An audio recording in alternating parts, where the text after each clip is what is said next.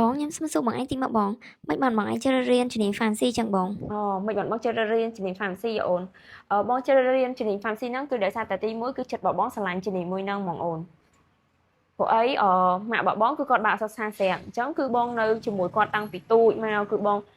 បានស្គាល់ថ្នាក់បានខ្លះហើយអញ្ចឹងក្នុងគណិតបងគឺបងគិតថាបងធ្វើម៉េចរៀនបន្ត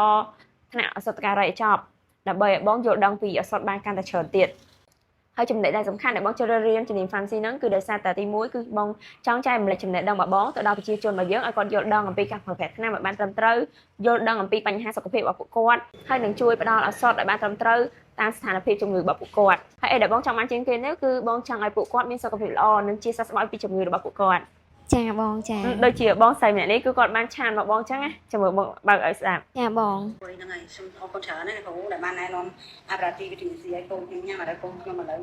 យើងសោះបោះជាងមុនច្រើនហើយទៅប្រាស្រ័យក៏មុនថ្មីមួយខែទៅមួយខែប្រាស្រ័យរហូតអើយពិបាកចិត្តណាស់ឥឡូវបានស្រូច្រើនហើយទៅស្រស់បោះឡើងសាច់ជាងមុនច្រើននៅគ្រូកុំភ្លេចចាំជួយទុកឲ្យខ្ញុំពីប្រអប់ទៀតផងចាំខ្ញុំទៅយកកូនចេញពីរៀនខ្ញុំចូលទៅយកនេះជាអ្វីដែលបងចង់បានអំពីការរៀន fancy មួយហ្នឹងគឺចង់ផ្ដល់ឱសថឬក៏ផ្ដល់ផលិតផលមួយដែលល្អជូនទៅដល់ពួកគាត់ប្រើប្រាស់ហើយបានទាំងប្រសិទ្ធភាពនិងគុណភាពមកវិញ